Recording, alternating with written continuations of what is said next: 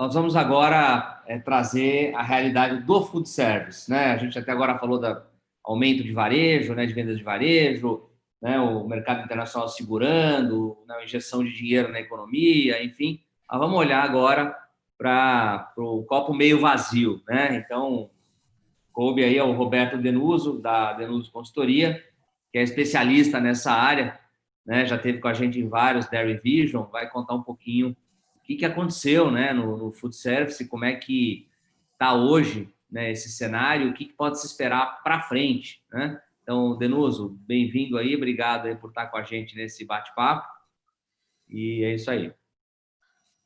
Obrigado, Marcelo. Acho que você me colocou numa fria dessa vez, né? Porque é um setor que está realmente no olho do furacão. A gente está realmente sofrendo bastante com o que, infelizmente, aconteceu, né? Mas bola para frente. Acho que é um setor que tem realmente muito a ser discutido, né? Então, eu queria aqui polemizar um pouquinho com vocês, dizendo o seguinte, né? A gente precisa, antes de mais nada, entender o seguinte: o food service será completamente diferente pós-pandemia, né? Nós estamos no meio da pandemia e pós-pandemia certamente não vai existir aquilo que existia até fevereiro de 2020. Ou seja, no Brasil, a gente pode dizer o seguinte: aquele food service morreu, né? A gente vai ter um outro food service que vai nascer, que está nascendo, na verdade, dos movimentos que o consumidor faz, né? Então, eu queria iniciar essa nossa conversa. Eu vou disponibilizar o material para o pessoal depois, mas aqui eu queria ser um pouquinho mais reflexivo e deixar vocês acompanharem um pouco as ideias do que está acontecendo, né? Primeiro aspecto muito importante para a gente ter uma ideia do que é o food service de hoje é entender o cenário pré-pandemia, né, pessoal? A gente vinha sofrendo com crise desde 2015, né? Então, a gente teve aquele boom do food service no Brasil, onde a gente saiu de uma urbanização enorme, a força de trabalho feminina, todos aqueles fenômenos que vieram durante 20 anos fazendo o consumo fora de casa subir, chegando aí a 35% do consumo de alimentos no Brasil. A gente não tem o dado do lácteo específico, mas a BIA tem esse dado até 2015, indicando esse crescimento. E aí, de 2015 para cá, a verdade é que a gente veio patinando, né? O Brasil, né, como economia, como o Celso falou, e nós, no setor de food service, começamos a ter um food service maduro, né? Por quê? Porque nós já temos, então, um tamanho, né, 35% do consumo de alimentos no Brasil não é pouco, né? Por exemplo, maior que um país como a Argentina, né? Tem muito volume aqui, e a gente começou a ter um mercado mais maduro, né? Ou seja, o mercado começou a ter as suas segmentações, as suas estrelas ascendentes e as descendentes, né? Eu brinco, né? O pessoal agora fala, cada restaurante que fecha vira notícia de jornal, mas dos últimos 5 anos, a gente teve 5 a 10% de quebradeira no setor todos os anos, né? Então, não é exatamente um cenário onde o nosso paciente, vamos dizer assim, né, usando a linguagem do STF, né, que é chamar o cliente de paciente, o nosso paciente ele vinha doente, nós estávamos ali já doente, e aí veio essa pancada enorme no faturamento do setor a partir de março, né? Então, não era um setor já era um setor que inspirava cuidados. Isso é muito importante para a gente entender a dinâmica do que está acontecendo, né? Porque a gente já tinha uma boa parte dos restaurantes, principalmente de alguns segmentos, já bastante baleada, né? Quer dizer, esse pessoal já não era mais passivo de ter créditos novos em bancos, pessoal que já tinha passivos fiscais, trabalhistas, ou seja, a gente já tinha um grupo de clientes do food service em quebra, né? A gente já vinha tendo isso nos últimos anos. E isso, infelizmente, com a queda, com aquela redução gigantesca do faturamento, foi a morte já para uma primeira leva, né? Eu brinco, os primeiros dinossauros começaram a morrer, né? Ao mesmo tempo, a gente vê uma coisa notável nesse cenário da pandemia, né? A gente conseguiu ter essa grande redução, mas, ao mesmo tempo, a gente conseguiu começar a ver alguns movimentos muito interessantes, né? Então, a gente tem, claro, um diagnóstico que prevê de 25% a 50% do fechamento dos restaurantes tradicionais, né, das operações tradicionais, muitos problemas nos sistemas de franquia, muitos problemas em todas as áreas que se envolvem com o turismo, né? Então, hotelaria, aeroportos, portos, enfim, postos de estrada, enfim, tem uma grande perda de volume, né? Mas a gente vem também vendo que, de uma forma ou de outra, a recuperação, como foi mostrado aqui pelo Andrés, está acontecendo, né? Então, a gente foi tendo alguns efeitos que a gente quer entender melhor, tá certo? Então, vamos lá, vamos começar a entender o que aconteceu nesses meses, né? Então, essa limpeza, né, causada pela quarentena, pela restrição, pelo distanciamento social, né? Então, os salões esvaziaram, mas a gente começou a ver a criatividade aparecendo, né? Então, eu queria aqui qualificar no nosso trabalho 4 grupos. Eu acredito que a gente tem hoje no food service uma segmentação diferente, né? E muito importante para as indústrias do setor entenderem bem com quem que elas estão lidando, né? Por quê? Porque tem alguns formatos de food service que estão fadados a desaparecer, né? Isso é um pouco triste, né? Às vezes pode ser o restaurante que a gente gosta, né? Mas tem alguns que não vão ter sucesso, então já não vão voltar, né? Isso significa que eles vão ter que mudar de formato, né? De quem eu estou falando, basicamente? Aqui a gente pode pensar, claro, como qualquer negócio, empresas que já estavam, como eu disse, endividadas, que já tinham uma situação de caixa bastante apertado e que tinham modelos de negócio que foram mais expostos à Covid, né? O que eu estou dizendo? Basicamente, os bares de happy hour, por exemplo, que viviam de aglomerações, né? De bochicho, de moda e tal. Esse pessoal, obviamente, vai sofrer, né? Restaurante Aquilo, né, onde você tem 300 cozinhando os talheres, você vai ter lá para pegar, se servir. Isso realmente vai ter que ser reinventado, aquele modelo que a gente se acostumou no Brasil, um modelo de muito sucesso no Brasil, são mais de 1 milhão de estabelecimentos de restaurante Aquilo no Brasil. Esses restaurantes vão ter que se reinventar, alguns já têm casos de sucesso, mas a grande maioria vai sofrer, né? Outro aspecto muito importante, né, a gente tem um bom volume de food service, um volume que se profissionalizou bastante no Brasil, em eventos, né? Então, a gente tem, por exemplo, gente muito especializada no circuito de rodeios, né, onde você tem muita alimentação. Você tem, por exemplo, eventos, jogos de futebol, hoje com as arenas, você tem as provas de Fórmula 1, enfim, de parques temáticos, uma série de eventos automobilísticos, enfim, uma série de eventos que geram muito consumo. Esses eventos, obviamente, zeraram.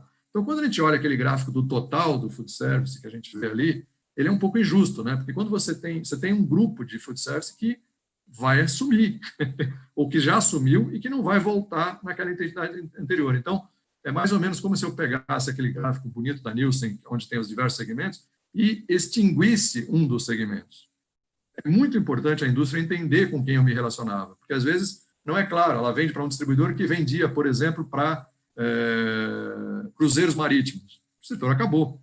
Então, não é que caiu 80%, 70%. Sumiu. É diferente. Então, a gente precisa entender um pouco esses players que vão desaparecer, né? Eu acho que é muito importante a gente ter essa leitura, né? O segundo grupo, que eu gosto muito de comentar, são os players que estão se reinventando, né? E aqui eu queria fazer, são dados públicos, né?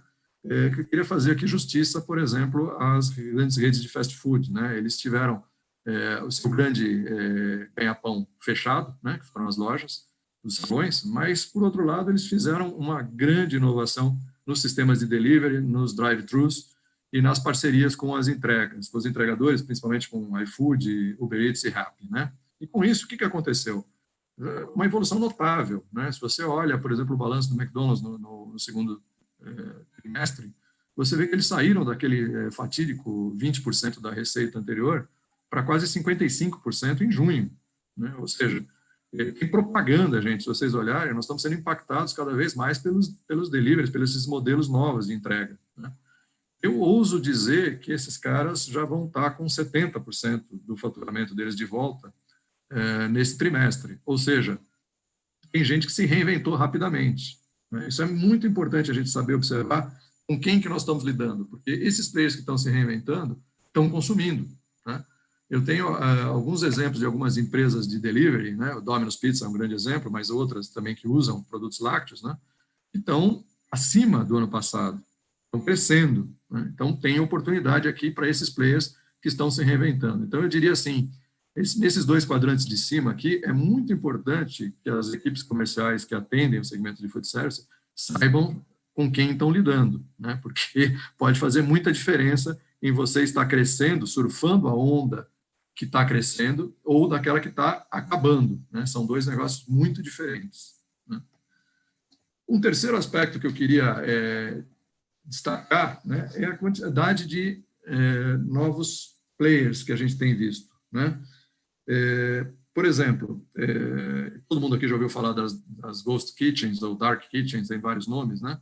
Mas, na verdade, elas são uma invenção muito antiga, né, pessoal? É aquele restaurantezinho pequeno, né, que não tem salão, não tem custo, tem uma resiliência enorme à crise, e vamos, infelizmente, considerar que a crise vai durar, né? Então, um restaurante de baixo custo, onde ele tem uma cozinha muito especializada, com poucos funcionários, com alta produtividade, num bom local de consumo para delivery, ele é um ganhador, né? Então, eu estou vendo vários novos formatos sendo cristalizados aí na crise, numa velocidade estonteante, né? Tem gente dobrando de tamanho em um mês, né? Então, tipo assim, eu crio aqui meu modelinho e aí eu vou dentro das cidades criando reproduzindo a minha rede. Então, eu faço no Leblon, depois eu falo na Barra da Tijuca, depois eu vou lá para Savassi, em Belo Horizonte, depois eu vou para Moema, para Morumbi, para Itaim, aqui em São Paulo, e assim eu vou criando uma rede de delivery de novos, completamente diferente, de novos formatos de restaurantes. Então, talvez vocês não estejam atentos a esses novos players, porque eles são realmente empresas novas, empresas que faturavam, sei lá, 50 mil reais por mês antes da crise, e que agora estão faturando 1 milhão por mês. Essas empresas são muito importantes de serem acompanhadas, né? A gente vê assim, buscas de espaço hoje, por exemplo, quando você ranqueia por preço dentro dos aplicativos, né? E eu diria que esses caras eles estão muito mais preparados para isso. Por quê? Porque eles não têm salão, eles não têm as despesas trabalhistas que são muito pesadas no food service, né? Então eles têm parcerias com sistemas de entrega terceirizados, isso acaba sendo bom também, e acabam tendo uma dinâmica muito competitiva em relação ao modelo antigo, quem tinha salão, quem tinha uma série de funcionários e tal. Então, a gente tem que pensar bastante nesses novos players, né? E uma outra coisa que a gente está vendo, e aí eu sou muito otimista com o futuro do food service, porque realmente eu não consigo imaginar as pessoas voltando a cozinhar como no tempo dos nossos avós, né? Eu tenho quase certeza que a hora que a gente tiver uma vacina ou tiver alguma solução para o contato social, a gente vai ter essa volta, vamos chamar assim, bastante relevante. Porém, com novos formatos também. Eu acho muito importante a gente estar observando o que está acontecendo. Então, por exemplo, eu queria destacar aqui algumas ações que a gente está vendo acontecer. Por exemplo, na reabertura dos hotéis, a gente está vendo que o café da manhã mudou. Antes, aquela cozinha tradicional que o hotel fazia, seu oferta, isso acho que tem muito a ver com os lácteos, né, com os frios, tal, não sei o quê, eles estão começando a mudar para terceirizadores, que te entregam uma solução sanitária de café da manhã no quarto, né? Então, o que acontece? Isso é uma belíssima oportunidade para muita gente, né? Porque, afinal de contas, você passa a entregar um mix completo, uma solução para o hotel deixa de elaborar e passa a ser um novo operador, é quase que uma mini comissaria, né? Então, esse fenômeno está acontecendo em diversas organizações hoteleiras, né? E isso talvez seja algo muito interessante para o setor lácteo olhar. Um outro exemplo que a gente vê bastante, né, são os condomínios de luxo, né, fazendo promoções muito diferenciadas, com, por exemplo, churrascarias, pizzarias que fazem quase que um home delivery. O que é isso? O cara vai lá e faz a pizza ou faz o churrasco no condomínio e entrega porta a porta. Acreditem, comida quente, né? Isso também já está acontecendo. Tem gente se surpreendendo em receber, por exemplo, uma costelinha quente, um prato na hora, né, que você quer ou não quer. Ou seja, você num restaurante, num condomínio, é muito interessante você ter esse serviço e deixar a dona de casa descansando. Então, está chegando esse outro modelo de food service que é muito interessante. Outro conceito que a gente está vendo, uma parceria muito interessante entre algumas lojas de varejo e alguns restaurantes, é quase que fazer uma loja dentro da loja, né? Então, o que você faz? Você coloca lá um corner, uma uma área de preparação ou uma área de acabamento, e você acaba tendo aquela comida chinesa que é mais popular naquele bairro, dentro do supermercado, entregando quentinha, né, comida pronta para levar para casa. Então, mesmo com uma frequência menor dentro do supermercado, o supermercado ainda é um dos poucos pontos de frequência, né, do consumidor, você acaba tendo essa passagem do consumidor e, de repente, ele acaba levando comida pronta também. Isso tem iniciativas bastante interessantes de parcerias entre os supermercados, principalmente supermercados regionais e restaurantes regionais também, ou seja, você acaba juntando as pessoas aí na forma de entregar, né? E um outro formato que eu queria comentar, é uma experiência muito interessante, né? A gente sabe que alguns formatos do food service, né, por exemplo, churrascarias, em lojas de carne, né, restaurantes de carne, tem muita dificuldade em entrega, né? A gente sabe que a carne, obviamente, quando ela esfria no transporte, ela acaba perdendo muita qualidade. E aí a gente está vendo, por exemplo, eu queria citar aqui um exemplo bastante interessante, que é o do Rubaiar, né? Rubaiar, que é uma churrascaria muito tradicional aqui de São Paulo, criou uma marca chamada Ruba, né, que usa a sua carne para produtos com molho, né? Então, você tem estrogonofes, você tem picadinhos, enfim, produtos que viajam melhor, né? Não estou fazendo propaganda, mas estou dando um exemplo para vocês de como o mercado está se transformando. Ou seja, você consegue ter a qualidade das carnes do Rubaiar em casa, com qualidade de entrega, sem perder aquela experiência, né, que o consumidor quer com um produto de gastronomia. Então, esses formatos estão acontecendo, né? Com tudo isso, pessoal, o que eu acho que é importante a gente ter claro é que o atendimento para o food service dentro das indústrias lácteas precisa ser repensado. Não dá para imaginar que a gente vai voltar para aquele food service anterior, né? Quem se adaptar, quem conseguir ter a visão, fazer as escolhas nesses quadrantes dos clientes que são mais, entre aspas, resilientes e que estão se reinventando, ao invés de ficar colado nos dinossauros, né? Eu acho que vai ter uma vantagem competitiva muito grande para esse novo mercado de food service que vai acontecer depois. Então, não acho que dá para ficar olhando para o retrovisor. O retrovisor agora ajuda muito pouco o que foi o food service, só de referência, porque o que a gente tem que estar é muito atento a esses novos formatos, esses novos desafios. A gente brinca, não vai ter aquele food service que estava para trás. Não adianta olhar para trás e querer pensar assim, vai abrir, né? Só imagine essa experiência pessoal, né? Abriu um restaurante que você gosta, você vai com a sua família e vai sentar num restaurante, numa mesa com 6, 8 pessoas, num salão com mais 200 pessoas, né? Por mais acrílico, por mais separação, por mais que o garçom se esforce, a gente não vai estar à vontade, né? E mesmo com a vacina, esse formato vai estar bastante questionado. Portanto, vão ter outros formatos, as pessoas vão buscar essas outras soluções. Acho que é uma grande oportunidade para quem nunca se estruturou bem para food service, por exemplo, pensar agora em como capturar essas demandas. Finalmente, né, essa conclusão é muito otimista, né, no sentido de que é uma grande oportunidade para o setor, é uma boa provocação, né, Marcelo, a gente falar de oportunidade nesse momento, mas é isso sim, a gente tem uma oportunidade grande de buscar uma solução duradoura num novo cenário pós-pandemia, certo? É isso, pessoal, fico à disposição para o nosso debate. Um abraço a todos. Obrigado, Denuso. Excelentes insights aí. Acho que você colocou muito bem aí o que está acontecendo, né? Uma mudança real, né? No segmento de food service, né? Você tem aqueles modelos que estão crescendo, que tendem a crescer, e você tem aqueles que vão desaparecer ou vão se tornar irrelevantes, né? Acho que esse é o grande ponto, né? Depois a gente pode discutir melhor. Tenho aqui algumas colocações, algumas indagações que a gente pode, daqui a pouquinho, explorar melhor, né? Mas, sem dúvida, é uma mudança muito grande. Eu conheço casos aí de empresas que se reinventaram e descobriram que o negócio que elas estão agora é melhor do que o negócio que elas estavam antes, né? Isso, é oportunidade, com certeza, é isso mesmo.